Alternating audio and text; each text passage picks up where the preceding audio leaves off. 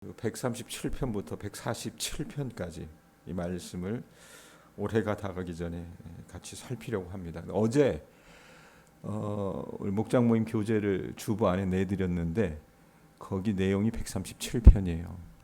그러니까 요거 같이 나누면서 여러분들 보시면 모임 하실 때 조금 도움이 되지 않을까 싶습니다. 자, 시편 137편 보면 1절 위에 뭐라고 써 있는 게 있어요, 없어요? 없죠? 그죠? 일반적으로 다윗이 쓴 시 같으면 다윗의 시 이런 식으로 해서 1절 위에 써 있잖아요. 근데 137편은 없습니다. 자, 우리가 1절부터 9절까지 읽었지만 배경이 있어요. 바벨론 포로로 끌려간 유다 백성들이 그곳에서 겪은 고난과 고통, 서글픔을 어떻게 처량하게 기록한 시입니다. 말씀드렸듯이 따로 이 1절 위에 표제어가 있지 않아서 이거 누가 썼는지는 알 수 없어요. 또 어떤 일을 배경으로 기록되었는지 그 내용에 대해서도 정확하게 알 수는 없습니다. 단순히 이 내용을 보면 이제 짐작은 할 수 있을 것 같습니다. 추정하기로는 아마 성전에서 아마 레위 지파 가운데 하나죠. 악기 연주를 통해서 하나님을 섬기던 레위 사람이 남유다가 망해서 바벨론에 사로잡혀 갔을 때에 자신의 조국과 성전이 있는 시온을 그리며 기록했을 것이다라고 추정합니다. 1절 한번 보세요. 1절. 자, 뭐라고 얘기합니까? 우리가 바벨론의 여러 강변 거기에 서서 시온을 기억하며 울었도다라고 얘기합니다. 우리가 열왕기, 역대기 말씀 이렇게 쭉 살펴봤었잖아요. 제가 여기 부임하면서부터.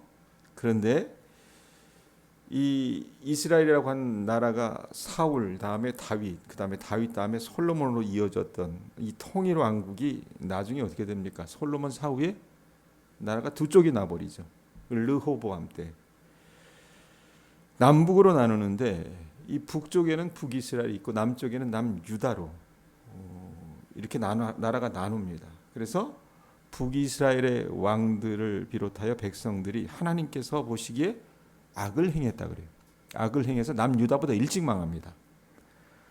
그래서 기원전 722년에 아시리아라고 하는 제국에 의해서 멸망을 당하고 그 후로 남유다는 조금 더 가요. 한 130년 정도 더 이 왕조가 이어지다가 기원전 586년에 이 바빌론 제국에 의해서 이 남유다도 멸망하게 됩니다. 자, 바빌론의 느부갓네살 왕이 이 유다로 쳐들어와서 이 유다의 마지막 왕이 누구였습니까?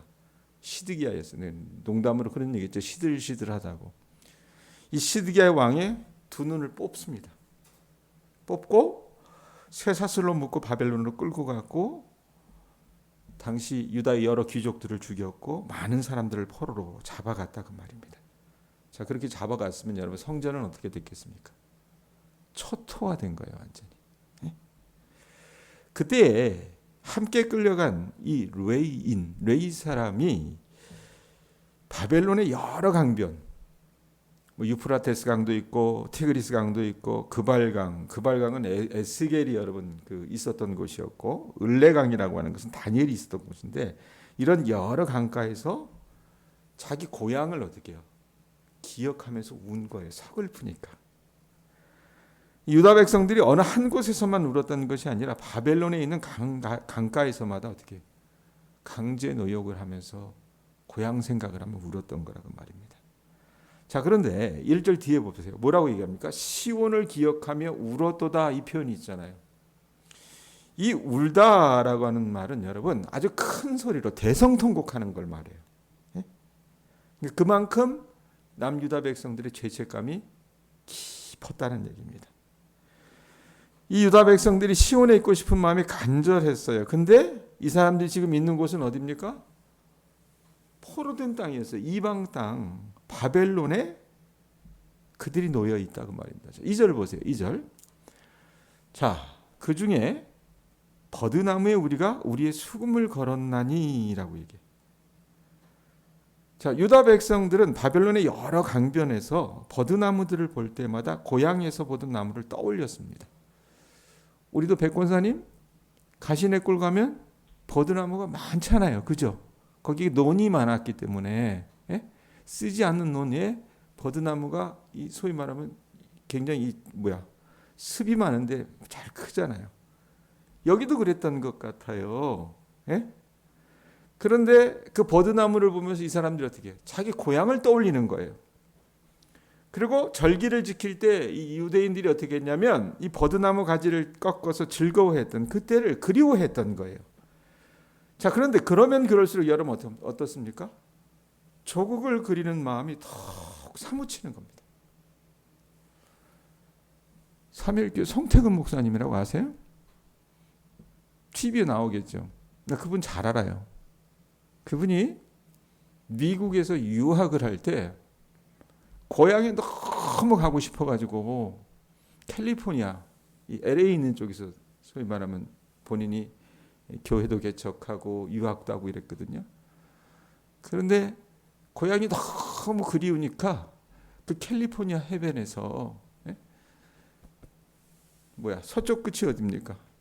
조선이 있는 땅이잖아요. 대한민국 땅이. 그것 보면서 자기가 처량하게 울었다 그래요. 꼭 그런 마음이 아닐까 싶어요. 자, 그런데 버드나무에 우리의 뭘 걸었다고 얘기합니까? 악기 중에 수금을 걸었다 그래요. 수금, 그냥 하프. 이 정도로 생각을 하시면 될 것 같아요. 이건 이 레위 사람들이 하나님을 예배할 때에 사용하던 악기 중에 하나였습니다. 자, 그것을 버드나무에 걸었다고 하는 것은 여러분, 하나님을 찬양할 때 쓰는 악기는 어떻게 해요? 자기 품에 안고 그걸 연주해야 되잖아요. 근데 이게 쓸모가 없는 거예요. 그래서 나무에 걸었다는 겁니다. 근데 이 걸다라고 하는 의미는요, 단순히 악기를 걸었다라고 하는 그런 의미도 되지만 또 다른 중의적인 의미가 있습니다. 이게 뭐냐면 사람을 목매달 때, 사람을 목매달아 사형을 집행할 때 주로 사용하던 단어이기도 했다 그 말입니다. 마치 수금이 처형당한 죄수처럼 걸려있는 느낌을 지금 어떻게 해요? 이 레위 사람이 전달하고 싶은 거예요. 그 수금이 자기 모습하고 똑같은 거예요. 자기 모습하고. 바빌론으로 끌려간 유다 백성들의 모습하고 똑같았던 겁니다. 그들은 예배 때에 사용했던 수금을 장례를 치르듯 메어 달지 않으면 안 되었고 그들의 기쁨의 찬양은 어떻습니까? 이제는 기쁨의 찬양이 아니라 슬픈 장송곡이 돼버린 거라고 말입니다. 자, 너무 힘들겠죠? 예? 얼마나 힘들겠어요? 자기 고향에서도 못 살고 끌려오가지고 그렇게 처량한 신세로 있는데 여기도 어떻게 초치는 사람들이 있습니다. 상처에 소금을 뿌리는 사람들이 있어요. 그렇게 유다 백성들이 고통스럽고 서글픈데 이 지배민족인 바벨론 사람들이 가만히 두질 않는 거예요. 3절 보세요. 뭐라고 얘기합니까? 자, 왜 수금을 걸어뒀냐? 버드나무에. 이는 우리를 사로잡은 자가 거기서 우리에게 뭘 청했대요? 노래를 청하며 우리를 항폐하게 한 자가 뭘 청했대요? 기쁨을 청하고 그 다음에 누구를 위하여? 자기들을 위하여 시온의 노래 중 하나를 노래하라 함이로다. 자, 바벨론 사람들은 원수겠죠. 이 유다 사람들에 대해서는. 근데 이 바벨론 사람들을 두 단어로 표현합니다. 뭐라고 얘기합니까? 먼저 두 가지 표현하는데 3절 앞부분에 보면 우리를 사로잡은 자라 그래요. 그 다음에 그 뒤에 가보면 우리를 황폐하게 한 자가 바벨론 사람이라고 말입니다. 이 사람들이 이 유다를 멸망시키고 이 포로들을 끌고 와가지고 이들을 노예 삼음으로써 이 사람들의 삶이 어떻게 해요? 하루아침에 송두리째 약탈당하고 황폐화되었다 그 말이에요. 자, 그런데 거기까지 했으면 그냥 조금 참을만 해요. 우리가 잘못했으니까 그렇겠지 했는데 이 사람들은 아주 사람 괴롭히는데 더 같은 사람들입니다. 끌고 오면서 강가에서 이 사람들이 어떻게 해요? 후려치면서 요구하는 거예요. 뭡니까? 기쁘지가 않잖아요. 근데 뭘 요구해요? 노래를 청하고 기쁨을 청하고 이렇게 얘기를 합니다. 자신들을 즐겁게 하라는 거예요. 상대를 비참하고 처절한 바닥으로 내려치면서 그 사람들 어떻게 해요? 약 올리고 앉아있는 거라고 말입니다. 그러면서 구체적으로 뭐라고 얘기합니까? 3절 뒷부분에 보면 기쁨을 청하고 자기들을 위하여 뭐라고 얘기합니까? 시온의 노래 하나를 노래하라 이렇게 얘기해요. 자, 시인이 너무너무 힘들어요. 근데 어떻게 해요? 죽지 않으려면 해야 될 거 아닙니까? 4절 보세요. 우리가 이방 땅에서 어찌 여호와께 노래를 부를까? 여호와의 노래를 부를까? 자, 여호와의 노래는 3절에 말하는 것처럼 시온의 노래입니다. 이거 부르라 그랬잖아요. 바벨론 사람들이. 예? 그러니까 4절 말씀은 우리가 어떻게 남의 땅에서 여호와의 노래를 부를 수 있겠습니까? 이런 뜻이 되는데, 즉 이곳 이방 땅에서는 그저 이들은 어떻게 놀림의 대상입니다. 유희의 대상으로 하나님을 조롱하는 사람들의 욕으로는 이들이 이렇게 두들겨 맞으면서도 결코 그들에게 비웃음이 되는 그 하나님을 찬송하고 싶지 않다라고 여러분 결의하는 거라고 말입니다. 자, 그런데 이 고백을 뒤집으면 뭐예요? 하나님, 시온에서 하나님의 성전에서 하나님께 찬양을 드리고 싶은 마음이 지금 내 마음에는 사무치도록 간절합니다라는 그런 표현도 되겠지. 안 그래요? 예? 그러니까 지난날에 이 사람들이 어떻게 얼마든지 하나님을 찬양할 수 있었을 그때에 그렇게 하지 못했던 것에 대한 회한이 있는 거예요. 예? 후회가 담겨져 있는 거라 그 말입니다. 그러면서 시인이 예루살렘을 다시 기억하기로 다짐을 하는데 5절 보세요. 자, 뭐라고 얘기합니까? 예루살렘아, 내가 너를 잊을진데 내 오른손이 그의 제주를 잊을지로다. 이게 무슨 표현이 이른가? 자, 우리 개역개정은 오래된 번역이니까 조금 현대어 번역으로 된 성경들, 표준세 번역 같은 경우는 이렇게 얘기합니다. 예루살렘아, 내가 너를 잊는다면 내 오른손도 수금 타는 제주를 잊을 것이다. 공동 번역 성경이라고 하는 그 성경에는 이렇게 번역을 해요. 예루살렘아, 내가 너를 잊는다면 내 오른손이 말라버릴 것이다. 이렇게 얘기를 해요. 예? 그건 뭡니까? 이 레위 사람, 이 시인이 이제부터는 자신에게 있는 수금을 타는 재능을 이 이방 사람들을 즐겁게 하는 데 쓰는 것이 아니라 누구를 위해서? 하나님만을 위해서 사용하겠다고 결단하는 거예요. 반성하는 거죠.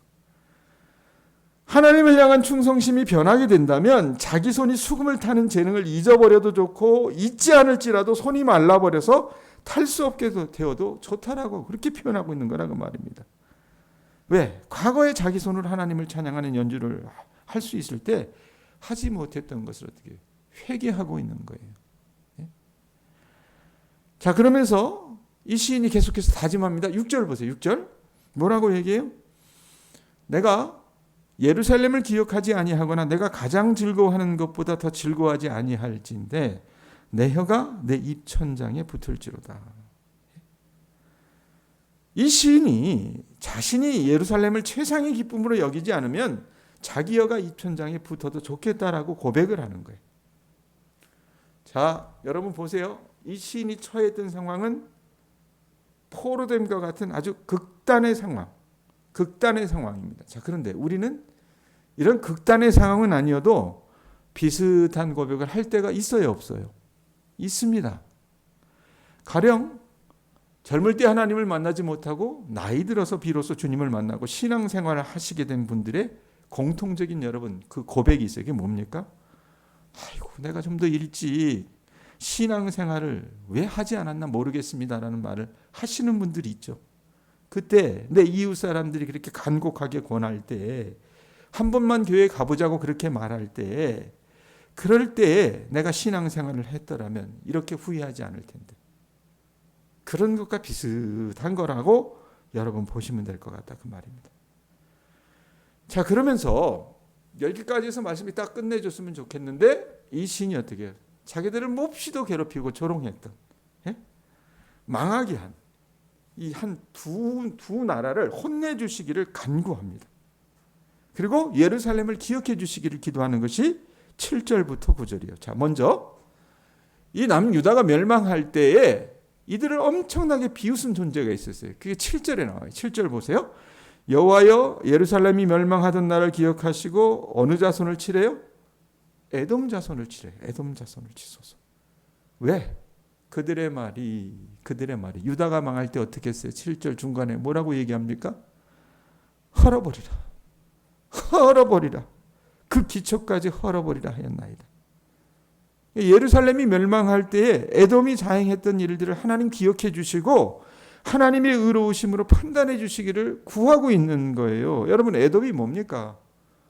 야곱의 형이잖아요. 야곱의 형 에서의 자손들이 에돔 자손이. 그렇게 보면 피가 같아요. 같은데 이들이 여러분 같은 피를 갖고 있음에도 끊임없이 야곱의 후손들을 괴롭혔다 그 말입니다. 특별히 남유다가 멸망할 때, 예루살렘이 멸망할 때에 옆에서 어떻게 합니까? 통쾌하다고 입을 크게 벌렸다고 성경은 증언하고 있다 그 말입니다. 이 에돔이 나중에 어떻게 된지 아세요? 예수님 오시고 나서 주후 70년에 로마의 침략을 받아서 역사의 뒤안길로 사라지게 됩니다. 자, 그러면서 에돔을 저주하자는 하나님, 에돔을 심판해달라고 그래놓고 8절 9절 보세요. 멸망한 딸 뭐라고 얘기해요? 바벨론아, 내가 우리에게 행한 대로 내게 갚는 자가 복이 있으리로다. 내 어린 것들을 바위에 메어치는 자는 복이 있으리로다. 저주도 이런 저주가 어디 있어요? 예? 이 사람이 바벨론이 유다와 예루살렘에게 행한 그대로 그렇게 하나님께서 갚아주시기를 구하고 있는 거라고 말입니다. 근데 그 내용이 여러분 우리가 보기에도 끔찍하잖아요. 입에 담기가 어렵습니다. 실제로 바벨론이 유다 백성에게 그렇게 행했기 때문에 이게 어떻게 해요? 마음에 한으로 남아있는 거예요. 자, 바벨론이 유다와 예루살렘을 무너뜨렸을 때가 언제냐면은 아까도 말씀드렸지만 주전 586년이었습니다. 자, 그 이후로 그럼 바벨론 왕국이 500년, 1000년 이어졌느냐? 그게 아니었어요. 여러분 우리가 에스라 느헤미야 봤잖아요. 느헤미야가 어느 왕대에 귀환했습니까? 에스라가 어느 왕대에 귀환했어요? 바벨론이 망하고 바사, 페르시아 때에 그들이 본국으로 돌아왔잖아요. 그러니까 바벨론이 여러분 얼마가 갔냐면 47년밖에 안 갔어요. 왕조가. 주전 539년에 이 바사, 페르시아 제국에 의해서 사라지고 말았다 그 말입니다. 자, 이제 말씀 좀 정리합니다. 여러분 우리나라가 아픔이 많은 나라예요. 돌아가신 오카노 목사님이 이 조선 민족이 갖고 있는 강점이 뭐냐 이런 얘기를 했는데 한이 많다고 그러냐. 한. 그러니까 자기 힘을 가지고 소위 말하면 나라를 점령해 본 적도 없고 누구를 후들겨 패본 적도 없고 그저 맞았어요. 맞고만 살았어요. 그래서 백이민족 이런 얘기 많이 하죠. 예? 그런데다가 여러분 불과 100여 년도 되기 전에 100여 년 전이죠. 1907년, 1910년 일제하에서 여러분 우리나라가 어땠습니까? 36년 동안 식민지 지배를 받았다 그 말입니다. 그러면 그 경험을 여러분 우리가 지금 여기 계신 분들은 우리 백권사님 같은 경우 조금 경험하셨죠, 그죠? 예? 어렸을 때. 나머지 분들은 경험 못 하셨을 텐데 그래도 우리가 TV나 주변 사람들의 얘기를 듣고 이게 남의 이야기처럼 여겨지지 않는다 그 말입니다. 유다 백성들이 바벨로니아로 끌려가서 강제 노역을 하며 수십 년 동안 버드나무에 수금을 걸어놓고 시온을 그리하게 된 이유가 여러분 뭐겠습니까? 예? 이 사람들 여러분 복받은 사람들이었잖아요. 자격이 안 되는 사람임에도 불구하고 어떻습니까? 하나님께서 특별하게 은혜를 내려주셔서 약속의 땅인 가나안에 살게 됐어요. 그랬잖아요. 예? 애굽에 노예살이 하다가 430년 만에 하나님께서 끌고 나와서 그렇게 하셨는데 그곳에서 그들이 어떻게 해요? 용기를 가지고 하나님을 섬기지 못했던 거라 그 말입니다. 가나안의 농경 문화를 배운다는 명목하에 어땠습니까? 그들의 우상과 섞여 살았어요. 그 우상들을 섬겼다 그 말입니다. 그러다 보니까 하나님께서 머무셔야 할 여러분 그 성전까지 더럽혔던 것이 이들의 삶이었고 지금 이들은 어떻게 해요? 그 진노를 받아서 이방 땅으로 끌려가게 된 거라 그 말입니다. 자, 그런데 오늘 말씀해 보면 어떻게 해요? 그러하셨을지라도 하나님께서 이 사람들을 사랑하셔서 정한 기간 후에 그들을 마음과 정성을 다하여서 다시 예루살렘으로 옮겨주십니다. 그리고 그것이 가능하게 된 이유는 뭐냐면 오늘 137편을 지은 이 레위 사람처럼 어떻게 해요? 너무 살아가는 게 버겁고 힘드니까 넋두리만 하고 끝난 것이 아니라 그가 후에 막급한 인생을 살면서 반성하잖아요. 그 하나님을 기억하잖아요. 그 하나님을 정말로 그가 마음에 어떻게 새기잖아요. 그런 사람들이 이어져 왔기 때문에 어떻게 해요? 하나님께서 그 남은 자들로 하여금 다시 돌아가게 하셨다 그 말입니다. 오늘 이 새벽에 나와서 하나님의 말씀을 듣는 우리 교우들이 이런 레위 사람과 같은 분들이 되셨으면 좋겠습니다. 예? 여러분, 우리가 살아가는 삶이 우리 대한민국이 가장 물질적으로 부유하고 잘 살던 때의 그런 삶이 아닐 수도 있습니다. 우리 동양교회가 지금 살아가는 영적 형국이 동양교회가 가장 수가 많이 모이고 잘 됐을 때 그런 상황이 아닐 수도 있어요. 그러면 여러분, 맞듣지 않은 이 현실 속에서 그럼 나의 태도는 어떤 것을 취해야 할지 여러분들이 말씀을 통해서 그 지침을 찾아가 주실 수 있었으면 좋겠다라는 생각이 듭니다. 하나님을 기억하세요. 그 하나님을 깊이 묵상하시고 그 하나님께 제대로 하지 못한 것에 대해서 저나 여러분이나 반성하시고 그 하나님을 찾아 나가실 수 있는 우리 교우들 되실 수 있기를 주님의 이름으로 축원드립니다. 기도하겠습니다.